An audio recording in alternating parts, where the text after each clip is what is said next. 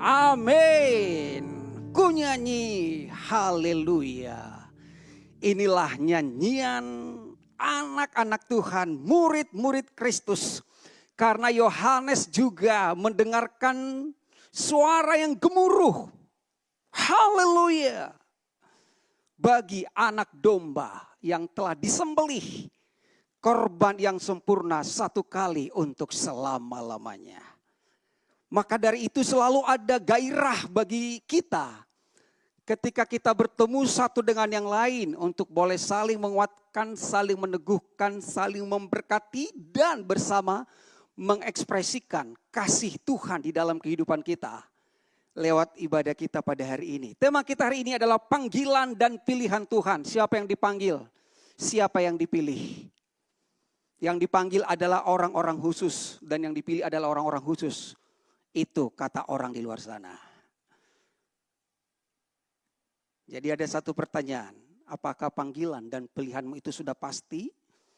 Atau masih ada yang membuat kita ragu dan bimbang? Ketika kita mendengarkan tentang pengetahuan yang baik dan yang jahat. Karena ternyata kebaikan kita tidak pernah cukup untuk memenuhi persyaratan panggilan dan pilihan Tuhan. Baik, mari kita lihat dari 2 Petrus 1 ayat 3 dan seterusnya. Karena kuasa ilahinya telah menganugerahkan kepada kita segala sesuatu yang berguna untuk hidup yang saleh. Oleh pengenalan kita akan Dia yang telah memanggil kita oleh kuasanya yang mulia dan ajaib. Dengan jalan itu Ia telah menganugerahkan kepada kita janji-janji yang berharga dan yang sangat besar.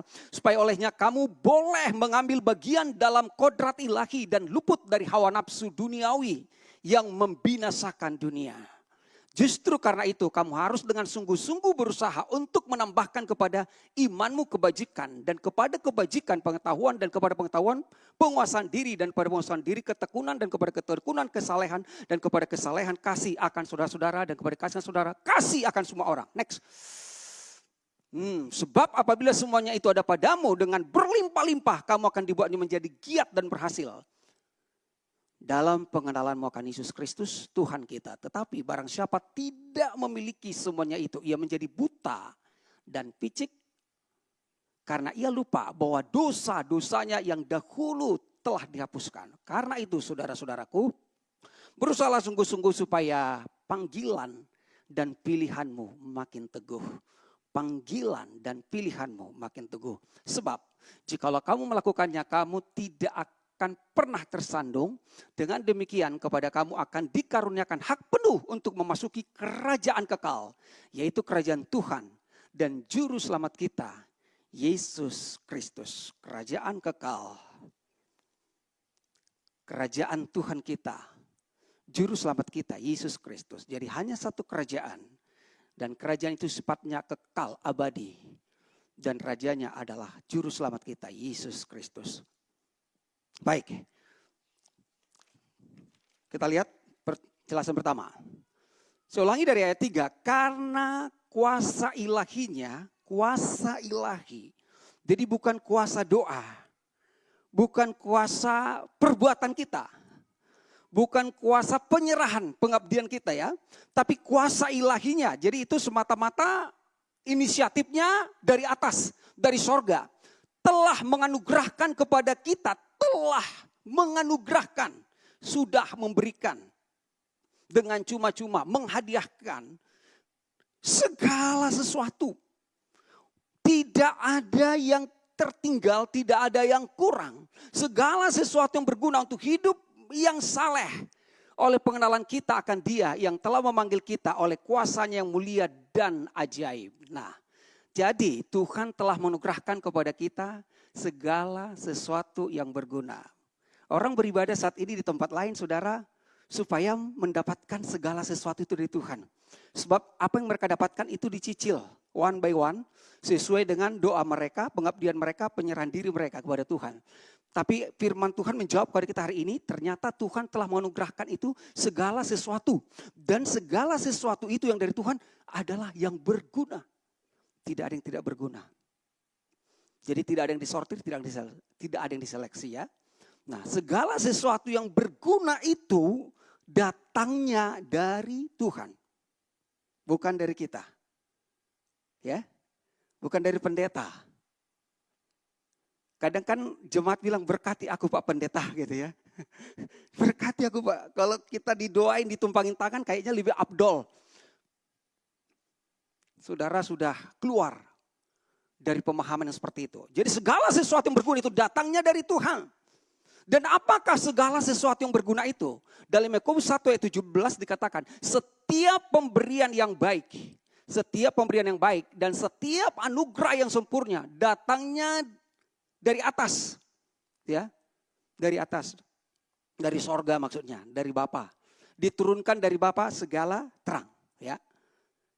Jadi segala sesuatu yang berguna adalah setiap pemberian yang baik dan setiap anugerah yang sempurna. Luar biasa ya. Setiap pemberian yang baik dan setiap anugerah yang sempurna. Setiap pemberian yang baik itu adalah semua berkat kerajaan sorga yang Tuhan telah sediakan dan berikan kepada kita. Apakah itu kesembuhan, apakah itu finansial, apakah itu sukacita, damai sejahtera, dan semuanya. Dan setiap anugerah yang sempurna adalah pengudusan dari Tuhan yang sudah sempurna. Yang terus berlangsung dalam kehidupan kita. Lalu, kita lihat lagi ya. Nah, Tuhan menganugerahkan segala sesuatu yang berguna. Tujuannya apa? Untuk hidup yang saleh. Supaya kita hidup saleh. Kalau orang bilang saleh, soleha, ya agama itu ya yang dicari itu saleh gitu ya. Tapi saleh yang dimaksudkan di dalam firman Tuhan ini itu sangat berbeda dengan apa yang dikejar oleh agama. Nah, setiap Tuhan telah menganugerahkan segala sesuatu yang berguna, yaitu setiap pemberian yang baik tadi saudara, setiap anugerah yang sempurna itu, itulah berkat kerajaan sorga dan pengudusan dari Tuhan. Yang dua inilah kebutuhan semua manusia di dunia ini. Semua butuh berkat. Tapi banyak orang mengejarnya dengan cara yang salah. Makanya ada korupsi, ada menipu, ada pemalsuan, dan lain-lain sebagainya. Kalau istilahnya menghalalkan segala cara. Karena yang haram aja susah dapat, apalagi yang halal, kata orang di luar sana. Jadi saudara, berkat kerajaan sorga dan pengudusan Tuhan, itulah yang telah Tuhan anugerahkan kepada kita untuk hidup yang berguna. Karena yang berguna itu bagimu adalah engkau selalu diberkati, selalu dikuduskan. Yang berguna itu bukan karena kita bisa melakukan banyak pelayanan, banyak pengorbanan, banyak bayar harga. Bukan saudara, yang berguna itu adalah datangnya dari Tuhan, bukan dari diri kita. Ya, jadi ketika kita menerima segala sesuatu yang berguna ini, setiap pemberian yang baik dan anugerah yang sempurna itu, yaitu berkat kerajaan sorga, pengudusan dari Tuhan, itulah artinya bahwa orang yang hidup saleh itu selalu dikuduskan dan selalu diberkati. Jadi bukan karena kita berusaha untuk hidup kudus, untuk boleh punya persyaratan mendapat berkat Tuhan baru kita saleh. Agama itu ada langkah-langkah dilakukan untuk mencapai kesalehan. Tapi tidak akan pernah tercapai. Yang dapat pisang saleh dari Aceh. Saudara ya, jadi selalu dikuduskan dan selalu diberkati. Itulah hidup yang saleh. Apakah saudara dan saya sudah hidup saleh? Sudah. Kenapa? Karena kita selalu diberkati dan selalu dikuduskan di dalam kasih Tuhan. Ya. Kemudian kita menerima segala sesuatu yang berguna dari Tuhan untuk hidup yang saleh. Dimulai dari apa? Ketika di dalam Galatia 2:20, namun aku hidup tetapi bukan lagi aku sendiri yang hidup. Jadi kita udah berpindah dari kerajaan agama, dari kerajaan diri kita sendiri, dari penyesatan nabi palsu, dari pengetahuan baik dan yang jahat, dari yang mengandalkan usaha kita, ya. Tetapi bukan lagi aku sendiri yang hidup, melainkan Kristus yang hidup di dalam aku. Dan hidupku yang kuhidupi sekarang di dalam daging, kemah yang sementara ini, di mana nanti kita suatu saat akan melepaskan kemah ini, adalah hidup oleh iman dalam anak Allah, yaitu Yesus Kristus, yang telah mengasihi aku dan menyerahkan dirinya untuk aku. Jadi Tuhan yang telah mengasihi kita, Dia yang membuktikan cintanya kepada kita. Saudara, tidak ada sesuatu pencapaian yang saudara lakukan untuk membuktikan cinta saudara kepada Tuhan. Dan Tuhan juga enggak menuntut itu. Tuhan hanya memberikan kasihnya kepada saudara, ya saudara menerima. Dan ketika kita menerima kasih Tuhan itu, disitulah kita memulai hidup yang saleh ini saudara ya. Hidup yang saleh itu hidup di dalam Kristus. Bukan di dalam diri kita lagi. Udah sering sekali, sudah sangat kita udah puji Tuhan udah mengerti ya. Tapi firman Tuhan itu memang ya satu mata rantai yang tidak putus, pasti itu lagi. Karena kalau misalnya dia harus melenceng ke sana berarti itu adalah udah doktrin agamawi, doktrin teologi ya saudara. Karena dari Tuhan itu hanya satu arah gitu saudara ya. Datangnya dari atas dan kembali lagi ke dia. Ya.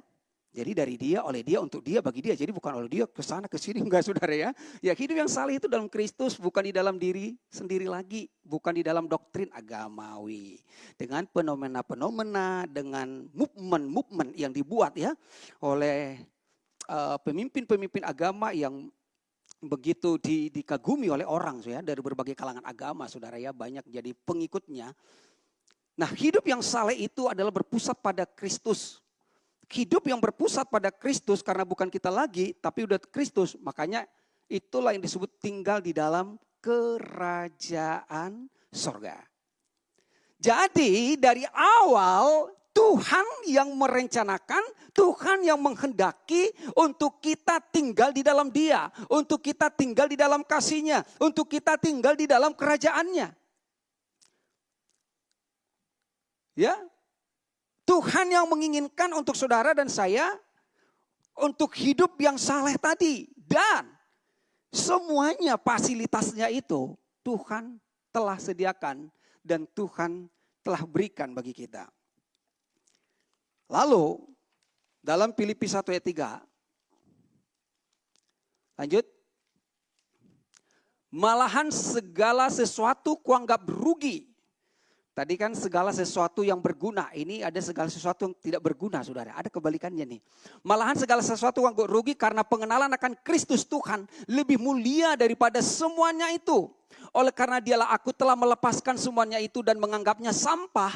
Supaya aku memperoleh Kristus. Dan berada dalam dia. Bukan dengan kebenaranku sendiri karena mentaati hukum Taurat. Melainkan dengan kebenaran karena kepercayaan kepada Kristus. Yaitu kebenaran yang Allah anugerahkan berdasarkan kepercayaan.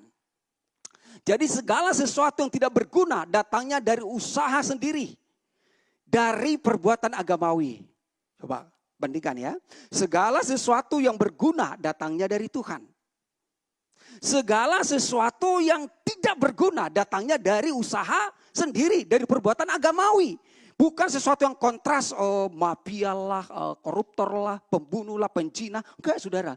Justru ini adalah usaha yang betul-betul menurut agamawi saleh gitu. Karena mereka itu sangat agamawi, sangat religius. Dan itu adalah kesaksian dari seorang Rasul Paulus. Dan ternyata segala sesuatu pencapaian agama itu, karena seorang doktor profesor teologi pun mungkin tidak ada yang bisa menyamai seorang Paulus dalam hal pemahaman Taurat, dalam hal kesalehan agamawi saudara ya. Tapi segala sesuatu yang tidak berguna ini yang datangnya dari usaha sendiri, dari perbuatan agama, itu adalah sampah. Semuanya sampah.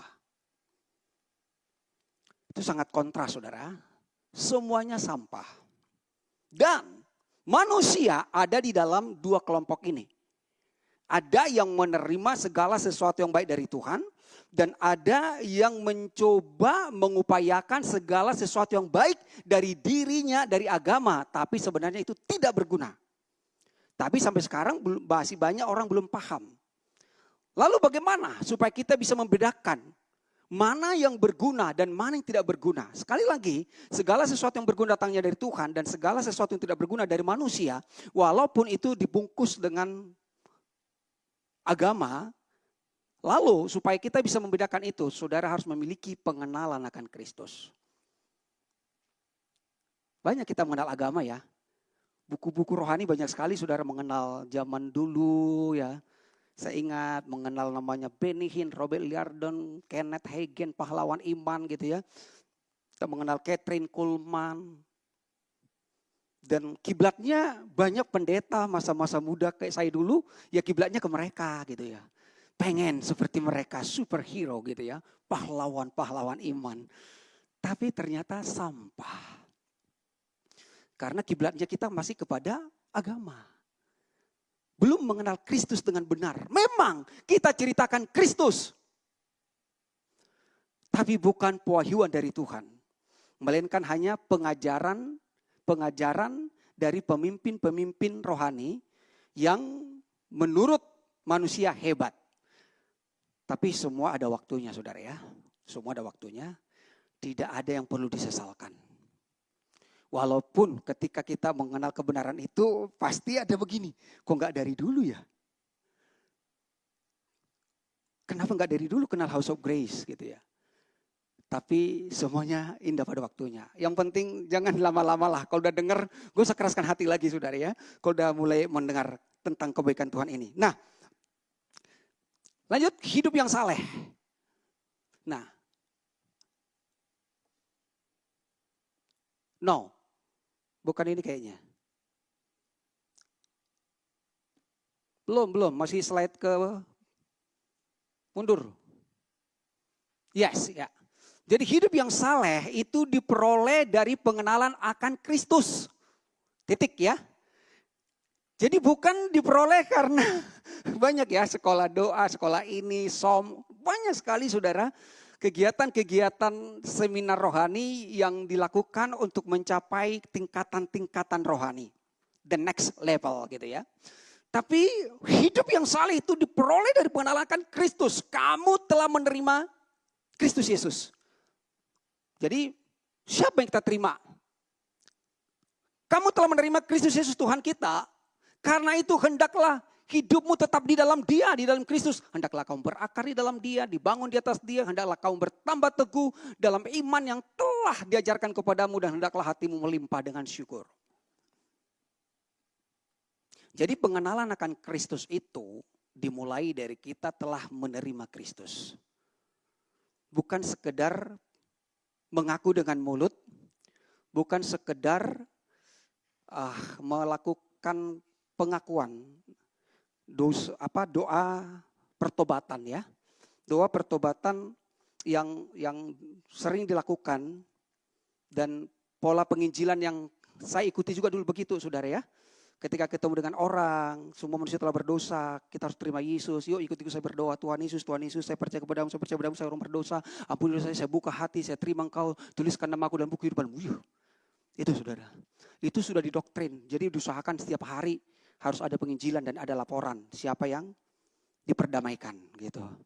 Tapi ternyata orang-orang itu hilang kemana gitu saudara ya. Nah, jadi menerima Kristus itu adalah pribadi. Sama seperti Paulus perjumpaannya ketika ke Damaskus gitu ya. Seperti perempuan yang telah dilemparkan ke depan Yesus, pada saat itulah dia menerima Kristus. Nah setelah kita menerima Kristus, tetap di dalam Kristus. Kalau tetap tinggal di dalam Kristus, itu kita akan berakar. Berakar maka dibangun. Jadi akar itu masih pondasi seperti bangunan ini sampai selesai. Dibangun teguh walaupun datang gempa dan segala macam. Kenapa? Seperti khotbah Pastor Maria itu udah dibangun di atas batu karang. Bukan di atas pasir. Di atas batu teguh. Gak ada kerugian sama sekali. Karena gak ada kerugian, melimpahlah dengan ucapan syukur. Tapi kalau di atas pasir, yang ada nangis bombay. Menyalahkan Tuhan, bersungut-sungut. Aku udah melayani, kok masih begini, kok masih sakit, kok begini. Segala macam saudara ya. Tapi kalau orang sudah benar-benar menerima Kristus, dia tetap di sana berakar dalam kasih Tuhan. Dibangun di atas kasih Tuhan, teguh. Yang ada melimpah dengan syukur. Karena apapun yang terjadi, bukan kita lagi yang mengusaha memproteksi diri kita, tetapi perlindungan Tuhan itu selalu nyata bagi saudara dan saya. Ya. Nah, berikutnya lagi saudara. Menerima panggilan. Jadi karena kuasa ilahinya telah menukarkan kepada kita segala sesuatu yang berguna untuk hidup yang saleh oleh pengenalan kita akan Dia yang telah memanggil kita oleh kuasanya yang mulia dan ajaib. Panggilan dan pilihan Tuhan. Bagaimana kita menerima panggilan Tuhan?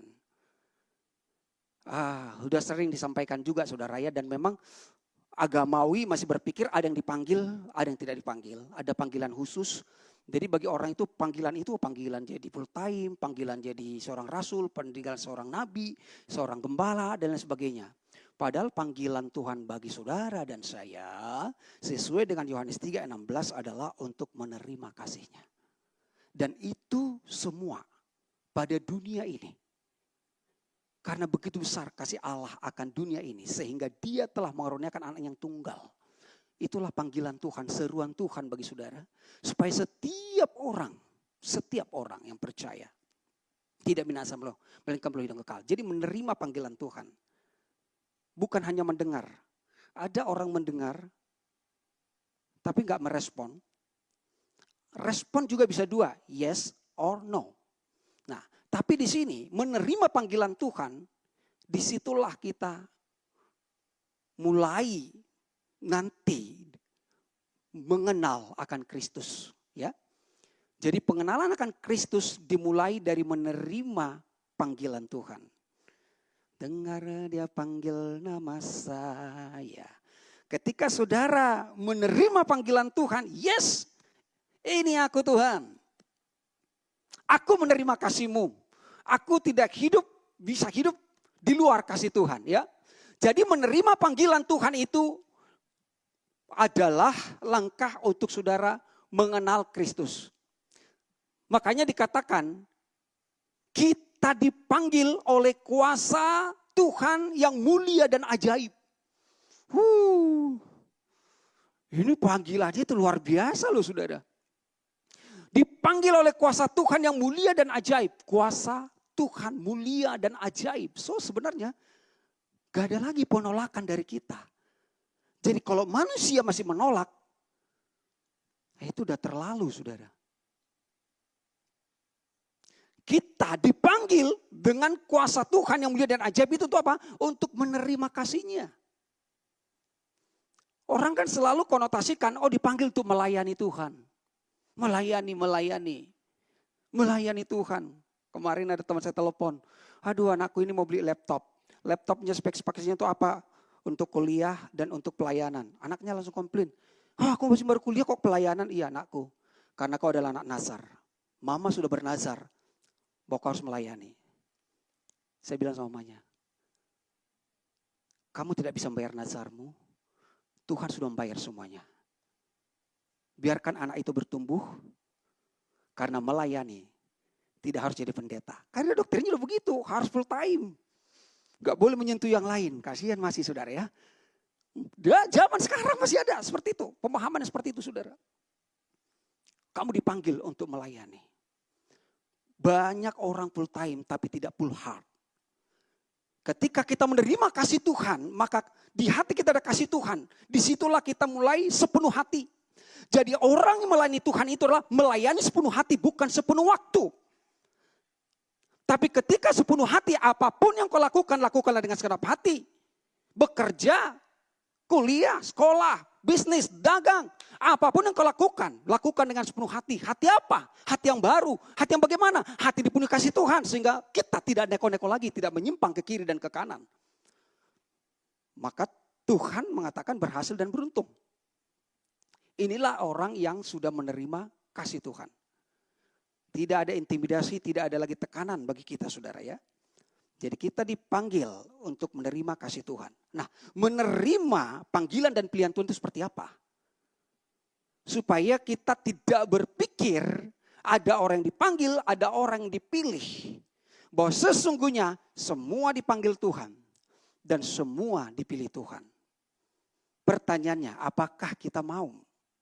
Dan kapankah panggilan dan pilihan Tuhan itu terjadi dalam kita? Ketika kita mengatakan ya. Ketika kita membuka hati untuk Dia. Karena percaya bukan dengan mulut, tapi percaya dengan hati. Tuhan tidak melihat pengakuan, tapi Tuhan melihat hati. Agama melihat perbuatanmu, tapi Tuhan melihat hatimu. Dan hatimu yang dipenuhi kasih Tuhan akan mengekspresikan perbuatan. Tetapi kamulah bangsa yang terpilih. Imamat yang rajani, bangsa yang kudus, umat kepunyaan Allah sendiri.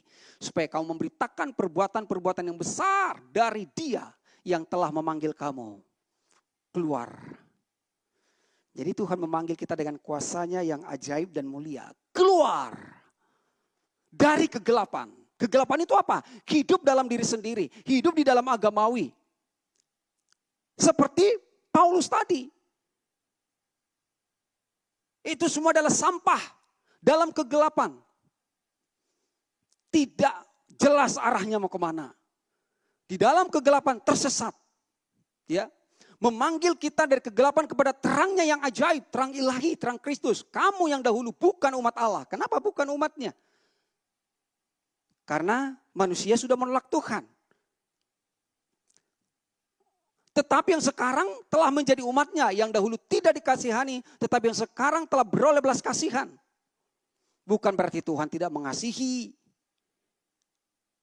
Kasih itu hanya bisa dirasakan ketika kita menerima. Ya, seorang pemuda secinta-cintanya kepada seorang gadis.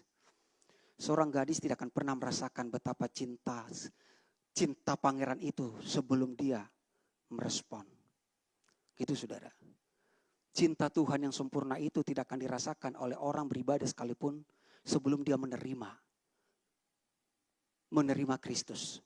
Jadi bukan menerima agama, bukan menerima gereja, bukan menerima pendeta, bukan menerima doktrin, tapi menerima Kristus, sang firman itu sendiri. Jadi tidak memenggal ayat-ayat emas, ayat perak, dan ayat yang lain. Tapi pribadi Kristus. Ketika pribadi Kristus itu kita terima, maka firman itu akan menjadi emas yang diwahyukan Tuhan bagi kita. Nah, dengan menerima panggilan dan pilihan Tuhan, kita akan menjadi murid Kristus. Jadi dipanggil, dipilih Tuhan itu untuk menjadi murid, tidak ada yang lain saudara. Murid Kristus, karena hanya murid Kristus yang memberitakan perbuatan yang besar dari Tuhan. Udah sering dikatakan di mimbar ini, pendeta sehebat apapun, kalau dia tidak menjadi murid Tuhan, tidak akan pernah memberitakan perbuatan yang besar dari Tuhan. Dia hanya memberitakan perbuatan yang besar dari dia. Gerejanya sebesar apa, jemaat sebanyak apa, berapa kali ibadah, dan asetnya di mana saja. Itu saudara ya. Jadi kita akan menjadi murid Kristus ketika kita menerima panggilan Tuhan. Dan Tuhan, ini semua dari Tuhan. Tidak ada usaha perbuatan kita, saudara, hanya namanya menerima, buka aja tangannya, terima. Ya. Lalu kita, apa yang sudah kita terima, baru kita bisa bagikan. Kalau kita belum menerima dari Tuhan, ada enggak orang bisa membagikan sesuatu dari dirinya? Ada, tapi dari dirinya. Makanya dia kecewa ketika tidak ada balasan seperti yang diharapkan. Karena kasih manusia itu pasti ada imbalannya. Hanya kasih Tuhan yang tanpa pamrih. Berikutnya kita lihat lagi saudara ya. Dengan jalan itu telah menganugerahkan, dalam 2 Petrus 1 ayat 4. Dengan jalan itu telah menganugerahkan kepada kita janji-janji yang berharga dan yang sangat besar, supaya olehnya kamu boleh mengambil bagian dalam kodrat ilahi dan luput dari hawa nafsu duniawi yang membinasakan dunia. Ya, jadi siapa saudara? Karena kuasa ilahinya telah menganugerahkan kepada kita segala sesuatu yang berguna. Ya, segala sesuatu yang berguna. Itu tadi awalnya dari awal khotbah ini ya. Jadi Tuhan telah menganugerahkan segala sesuatu yang berguna bagi kita. Dan segala sesuatu yang berguna itu datangnya dari Tuhan. Itulah setiap pemberian yang baik berkat kerajaan sorga. Dan setiap anugerah yang sempurna itulah pengudusan dari Tuhan yang selalu on bagi saudara tiap hari. Nah, bagi kita yang telah menerima panggilan dan pilihan Tuhan, Tuhan telah menganugerahkan kepada kita apa? Janji-janji yang berharga dan yang sangat besar. Jadi janji-janji Tuhan itu digenapi dalam hidup kita. Janji-janji yang berharga dan yang sangat besar. Apakah itu janjinya? Saudara memiliki kodrat ilahi. Itu. Karena dari awal pun Tuhan meng-create manusia itu menurut rupa dan gambar sendiri. Ya. Maka Tuhan menciptakan manusia itu menurut rupa dan gambarnya. Jadi saudara, ketika kita menerima kasih Tuhan, menerima panggilan dan pilihan Tuhan, maka yang pertama diberikan Tuhan bagi saudara, menerima kodrat ilahi. Hidupku bukan aku lagi, melainkan Kristus di dalamku. Jadi yang tampil adalah Kristus, bukan kita, saudara. Kita ini masih on proses untuk mengalami pertumbuhan.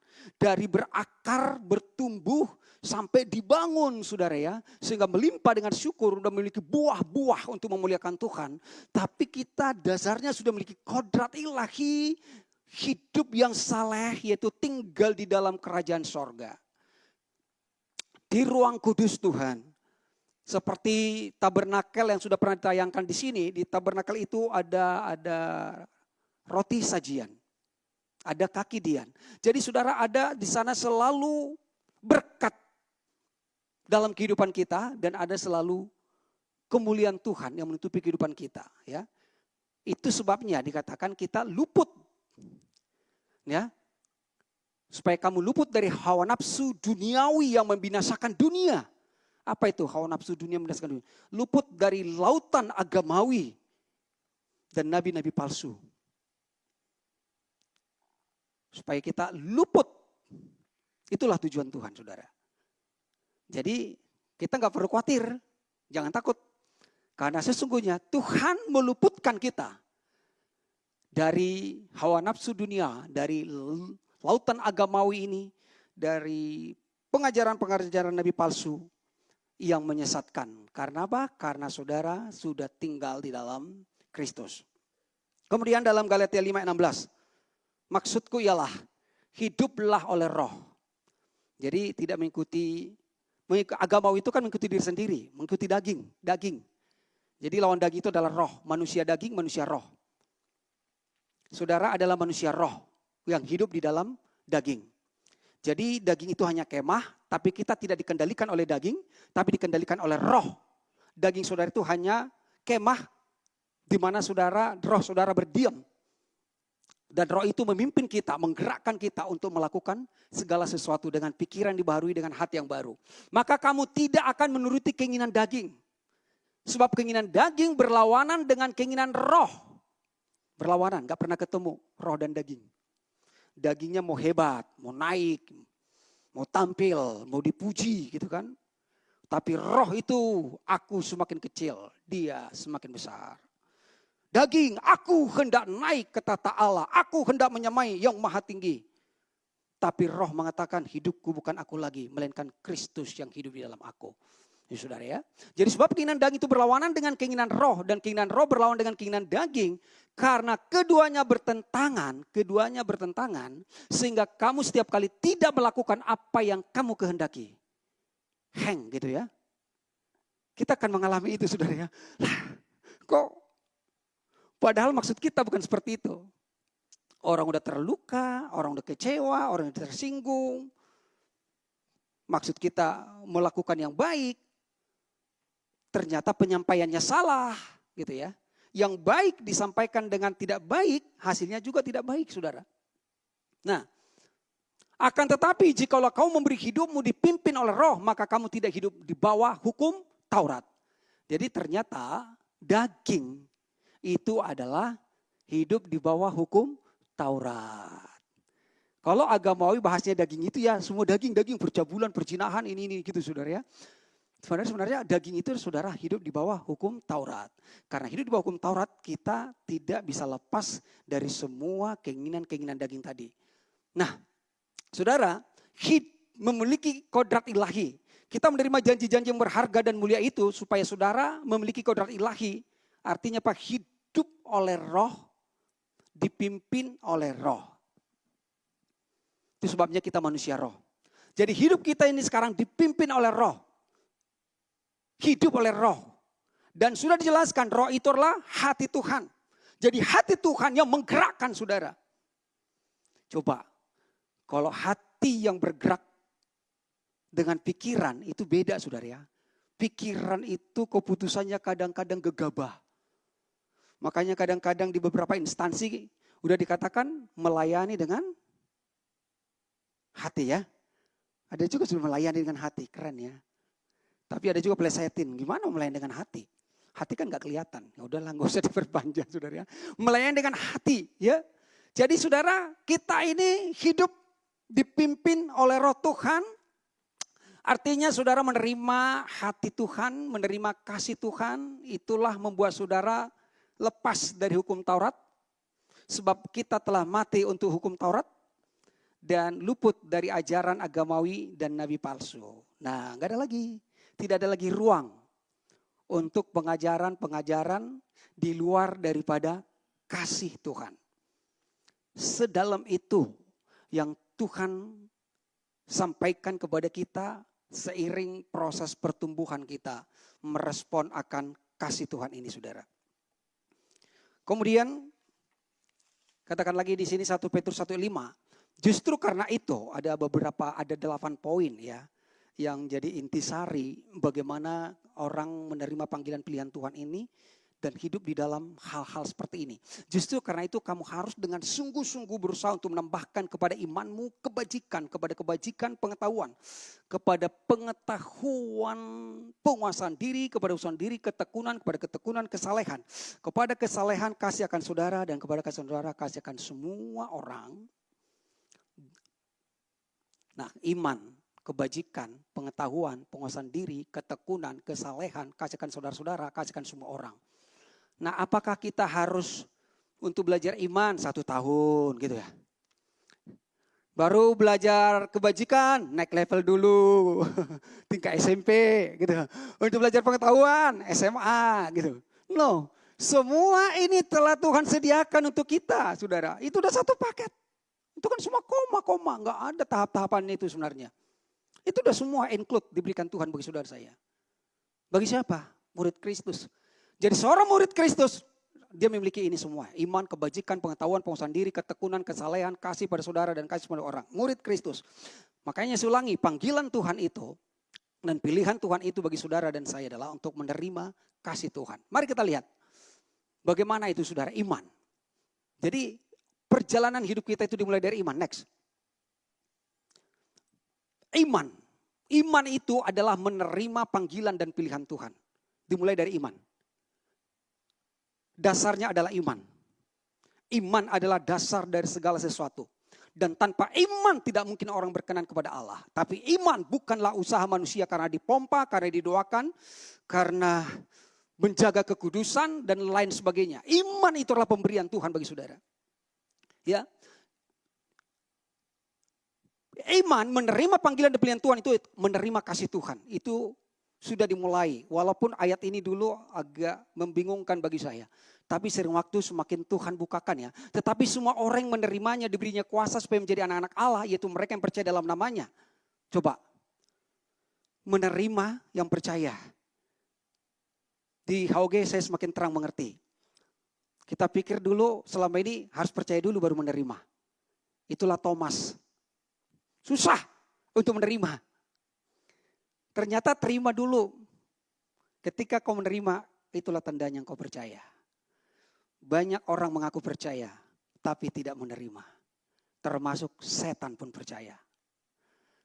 Tapi tidak menerima. Ya. Makanya saudara, menerima Yesus. Menerima kasih Bapa di dalam putranya Yesus Kristus. Jadi semua orang menerimanya itu diberi kuasa menjadi anak-anak Allah. Terima dulu. Ketika saudara terima kasih Tuhan, nah kamu jadi anak. Dan sekali anak, selamanya anak. Tidak ada mantan anak. Entahkah kita seperti anak bungsu yang berpoya-poya, tetap engkau anak. Tapi konsekuensi kau terima seperti anak bungsu. Entahkah kita seperti anak sulung yang merasa kita lebih rohani, lebih baik. Tetap menerima konsekuensinya. Tidak mendapat seekor anak kambing pun. Saudara. Jadi Alkitab sudah menjelaskan. Kalau orang bilang, "Alo, kamu pengajarmu hyper grace lah. Kamu itu nanti kalau diajarkan kasih Tuhan, orang senangnya berbuat dosa." Tidak, karena kamu gak mengerti, gak memahami. Apa yang kau tabur, kau tuai. Tetap anak. Tapi anak yang bagaimana? Tidak cukup hanya jadi anak. Jadi anak itu masih langkah awal bagimu. Seorang anak tidak akan jadi apa-apa kalau dia tidak mau bertumbuh. Tidak dikasih minum susu, tidak dikasih makan, tidak disekolahin. Ya. Jadi saudara, itu masih langkah awal. Dan banyak orang masih berputar-putar jadi anak-anak nih. Bangsa Israel itu sudah menjadi anak Tuhan, sudah percaya keluar dari Mesir. Ketika keluar dari Mesir, mereka itu udah percaya. Udah menerima keselamatan dan sampai di padang gurun. Tapi kenyataannya mereka berputar-putar. Hanya di dalam iman saja. Belum sampai menerima kebajikan, pengetahuan dan selanjutnya saudara. Inilah kekristenan yang banyak berputar-putar dari A ke B, C ke sana. Oh bisa 3 kali mana diikutin loh saudara. Ya, tapi begitu. Tidak cukup hanya sana. Orang-orang diperanakan bukan dari darah atau dari daging, bukan pula secara jasmani keinginan seorang laki-laki atau perempuan. Jadi menerima kasih Bapa dalam Kristus menjadi anak-anak Tuhan. Itulah iman. Masih langkah awal. Jangan berhenti di sana saudara. Kita sudah menerima kasih Bapa di dalam Kristus dan kita menjadi anak-anak Tuhan. Anda sudah percaya. Tapi selanjutnya apa? Next. Jadi kebajikan, kemurahan selalu mengikutiku. Kebajikan itu kebaikan Tuhan. Jadi dari iman, aku sudah jadi anak nih. Setelah aku jadi anak, Bapakku itu kaya punya segala-galanya. Sekarang aku menikmati kebaikan Tuhan. Kecaplah, mengecap kebaikan Tuhan. Menikmati berkat kerajaan sorga. Jadi ini bukan berfokus pada diri kita. Aku ini harus beriman, aku ini harus memiliki kebajikan, aku ini harus memiliki ketekunan. Bukan saudara. Ini semua adalah segala sesuatu yang berguna yang dari Tuhan ini dia. Saudara tinggal menerima. Mazmur 34:8, kecaplah dan lihatlah betapa baiknya Tuhan itu, berbahagialah orang yang berlindung kepadanya. Jadi di sini saudara, ketika kita dari iman tadi jadi anak, saudara harus mengecap kebaikan Tuhan, menerima berkat kerajaan sorga supaya bisa boleh tumbuh menjadi murid. Berikutnya. Nah, dari kebajikan kepada pengetahuan. Pengetahuan itu kita bisa melihat kebaikan Tuhan. Udah ngerti saudara, mata kita melihat. Oh iya, I see. Aku mengerti, aku tahu. Oh iya, aku tahu. Jadi saudara, pengetahuan bukan pengetahuan teologi dari perjanjian lama, perjanjian baru. Tapi melihat kebaikan Tuhan. Saudara tinggal di dalam kerajaannya. Tinggallah di rumah Bapa. Jangan di luar. Jangan di ladang seperti anak sulung. Jangan di kandang babi, maaf, seperti anak yang bungsu. Tinggallah di rumah Bapa. Jangan biarkan Bapaknya sendiri. Padahal Bapa selalu merindukan kita untuk menikmati segala kebaikan dan melihat semua kebaikan Tuhan. Jawab Simon Petrus kepadanya, Tuhan, kepada siapakah kami akan pergi? Perkataanmu adalah perkataan hidup yang kekal. Dan kami telah percaya dan tahu bahwa engkau adalah yang kudus dari Allah. Jadi pengetahuan itulah pengenalan akan Kristus. Mengenal. Jadi kita gak terombang-ombang lagi. Berikutnya. Nah, setelah kita mengenal ada penguasaan diri. Apakah penguasaan diri itu menahan segala emosi, menahan segala keinginan, menahan segala nafsu? Penguasaan diri itu saudara-saudara bebas dari dirimu sendiri. Bebas dari pengaruh pengajaran agamawi dan bebas dari penggiringan nabi-nabi palsu, segala nubuatan-nubuatan, penglihatan yang bukan berasal dari Tuhan.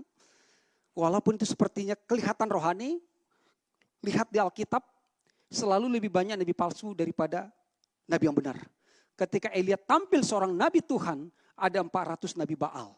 Bahkan ada lagi 400 nabi yang dipelihara, disekolahkan oleh Isabel. Saudara ya, Karena akan datang waktunya orang tidak dapat lagi menerima ajaran sehat. Tetapi mereka akan mengumpulkan guru-guru menurut kehendaknya untuk memuaskan keinginan telinganya. Mereka akan memalingkan telinganya dari kebenaran dan membukanya bagi dongeng. Tetapi kuasalah dirimu dalam segala hal. Sabarlah, menderita, lakukanlah pekerjaan pemberitaan Injil dan tunaikanlah tugas pelayananmu. Jadi saudara kan sekarang udah banyak ya, dari dulu udah. Jadi mereka tidak bisa menerima ajaran sehat. Ajaran sehat ya, kasih Tuhan, ajaran yang benar adalah kasih Tuhan. Tapi mereka kepada dongeng-dongeng saudara ya. Makanya dikatakan lakukan tugas pelayananmu atau beritakan kasih Tuhan.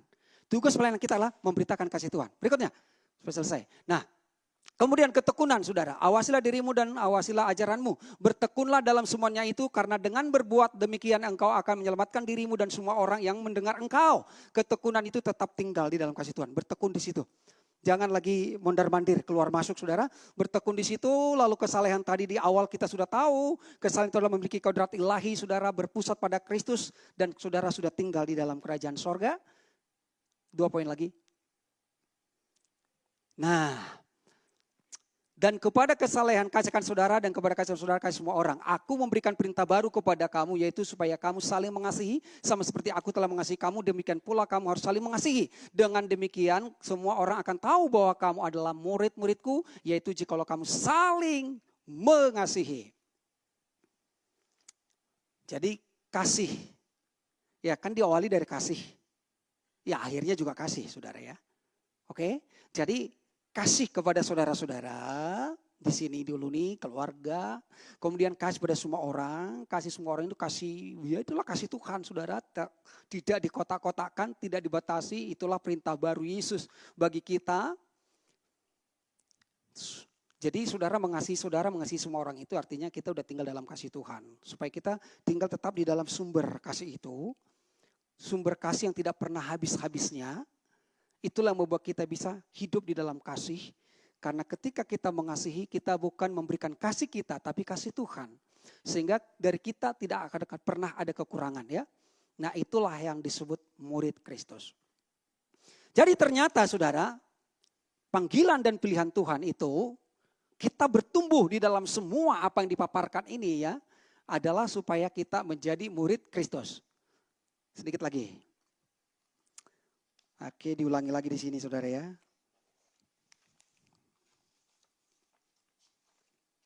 Baik. Jadi sebab apabila semuanya itu, memang ini semuanya harus ada. Tapi banyak orang tidak memiliki semuanya ini saudara ya. Dia berhenti hanya di langkah iman. Sebab apabila semuanya itu ada padamu dengan berlimpah-limpah, kamu akan dibuatnya menjadi giat dan berhasil dalam pengenalanmu akan Yesus Kristus Tuhan kita. Nah, ini semua harus ada di dalam kamu dengan berlimpah-limpah. Iman, kebajikan, iman menerima kasih Tuhan. Kebajikan itu mengecap kebaikan Tuhan. Pengetahuan itu melihat kebaikan Tuhan. Penguasaan diri itu saudaraku. Kita sudah bebas dari agamawi, bebas dari diri kita sendiri. Bebas dari nabi-nabi palsu dan ketekunan itu kita udah benar-benar stay. Di dalam kasih Tuhan tidak lagi terombang-ambing, tidak lagi mondar-mandir saudara. Kesalehan itu benar-benar kodrat ilahi sudah ada pada saudara dan kita ini memang benar sudah tinggal di dalam kerajaan sorga. Kita bisa mengasihi satu yang lain, menjadi murid Kristus, maka saudara dan saya dibuat giat dan berhasil. Tuhan yang membuat kita giat dan berhasil. Kita bukan usaha kita. Hanya satu tujuannya adalah pengenalan akan Kristus. Tidak ada yang ingin ku kenal daripadamu. Kata Paulus, tidak ada yang ingin ku kenal daripadamu. Kehebatanmu bahkan seluk-beluk iblis dan apapun itu tidak. Hanya Kristus yang telah dilukiskan terang benderang. Jadi pengenalan akan Kristus inilah yang perlu untuk saudara dan saya boleh mengerti saudara ya. Nah. Ketika ini kita miliki saudara, maka apa yang terjadi saudara? Lihat. Tetapi barang siapa tidak memiliki semuanya. Tadi kalau kita udah memiliki semuanya ya. Di HOG semua memiliki, amin ya.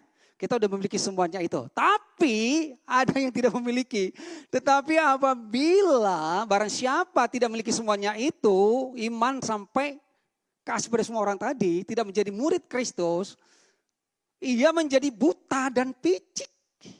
Karena ia lupa bahwa dosa-dosanya dahulu telah dihapuskan, buta dan picik. Anak Tuhan bisa buta. Samson buta. Simpson buta. Jadi badut. Jadi tontonan, dipermalukan. Jadi Bapamu di sorga tidak dipermuliakan. Tapi kamu dipermalukan, menjadi buta, picik, tidak mengerti, mohon maaf, menjadi bodoh. Bodoh, picik, bodoh. Ada tipu muslihat. Ya. Lupa dosanya sudah dihapuskan. Dia harus bayar harga lagi. Dia harus minta ampun terus menerus. Bayangkan saudara, sampai saat ini 2026 ada satu tradisi doa yang tidak terhapus dari orang-orang Kristen. Mau makan aja pun harus minta ampun dosa. Tuhan berkati semua makanan yang ada di hadapan kami ini. Di atas semuanya Tuhan terlebih dahulu ampuni semua dosa kami yang kami sengaja maupun tidak kami sengaja. Supaya tidak terhalang segala berkat yang akan Tuhan berikan kepada kami. Amin. Hanya doa hafalan. Tidak ngerti hati Tuhan, gak ngerti kebenaran, gak ada kemerdekaan. Coba saudara, lupa dosa sudah dihapuskan. Penghapusan dosa hanya terjadi satu kali.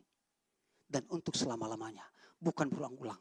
Kalau kamu bolak-balik minta ampun, kamu menyalibkan Kristus berulang-ulang. Biar paham saudara ya.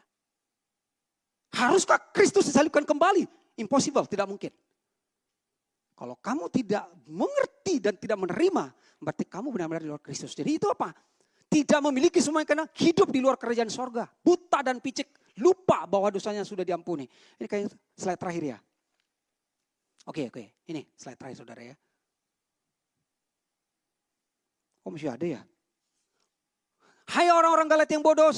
Siapakah yang telah mempesona kamu? Bukankah Yesus Kristus yang disalibkan itu telah dilukiskan dengan terang di depanmu? Hanya ini yang hendak ku ketahui daripada kamu. Adakah kamu telah menerima roh? Menerima hati Tuhan, menerima kasih Tuhan karena melakukan hukum Taurat? Atau karena percaya kepada pemberitaan Injil kabar baik tentang Kristus? Adakah kamu sebodoh itu? Kamu telah memulai dengan roh. Maka kamu sekarang mengakhirinya dalam daging. Memulai dengan roh, memulai dengan iman, menerima kasih Tuhan. Itu mulai dengan roh. Tapi mengakhiri dengan daging. Bodoh. Yang bodoh itu mengakhiri dengan daging. Mengikuti jalan sendiri. Mengikuti jalan agamawi. Itulah yang bodoh. Bisakah orang percaya seperti itu? Bisa. Dan banyak masih di sana. Oke, masih ada lagi? Karena itu saudara-saudara berusahalah sungguh-sungguh supaya panggilan dan pilihanmu tetap teguh. Sebab jikalau kau melakukannya, kamu tidak akan pernah tersandung. Dengan demikian kepada kamu akan dikarukan hak penuh memasuki kerajaan kekal. Haleluya, kita akan memasuki kerajaan kekal, kerajaan Tuhan dan Juru Selamat kita, Yesus Kristus. Panggilan dan pilihanmu makin teguh. Supaya makin teguh, gak perlu diteguh-teguhkan, peneguhan pentahbisan. No, supaya makin teguh, saudara tetap tinggal di dalam kasihnya. Jangan pindah ke lain hati. One heart, hati Kristus. Tinggal dalam kerajaan sorga. Jangan ikuti kerajaan dunia, kerajaan gereja, kerajaan agama, kerajaan dunia. Bergoncang-gancing saudara ya. Oke? Terakhir. Jadi ini dia saudara. Konklusinya ya. Aku telah mengakhiri pertandingan yang baik. Aku telah mencapai garis akhir. Dan aku telah memelihara iman. Dimulai dari iman ya. Jangan sampai kandas iman. Jangan gugur imannya. Aku telah memelihara iman. Sekarang telah tersedia bagiku mahkota kebenaran. Itu yang kita rindukan. Yang dikaruniakan kepadaku oleh Tuhan. Hakim yang adil pada harinya. Dan tetapi bukan hanya kepadaku, melainkan juga kepada semua orang yang merindukan kedatangannya. Jadi saudara, panggilan dan pilihan Tuhan makin teguh. Artinya saudara telah mengakhiri pertandingan ini. Mencapai garis akhir. Dan memelihara iman. Maka kepadamu dikaruniakan memasuki kerajaan kekal, kerajaan Tuhan kita Yesus Kristus. Sabaslah hai hambaku dan setia, masuklah dalam kesukaan Tuhanmu. Menerima mahkota kebenaran, kita gak perlu malu lagi masuk ke dalam kerajaan itu. Siapakah itu? Mereka yang tetap tinggal di dalam kasih Tuhan. Siapakah orang yang tetap tinggal dalam kasih Tuhan? Itulah saudara, murid Kristus. Siapakah mereka? Mereka yang telah menerima panggilan dan pilihan Tuhan. Untuk apa kita dipanggil dan dipilih? Dan untuk apa kita menerima panggilan dan pilihan Tuhan? Menjadi murid Kristus. Murid Kristus. Itulah panggilan dan pilihan Tuhan bagi kita semua. Tuhan Yesus memberkati, kita berdoa. Terima kasih Tuhan untuk panggilan dan pilihan-Mu yang mulia dan ajaib bagi kami. Kami menjadi murid-murid Kristus yang telah tinggal di dalam kasih-Mu, di ruang kudus-Mu, di dalam kerajaan sorga. Mengecap segala kebaikan Tuhan dan melihat segala kebaikan-Mu Tuhan.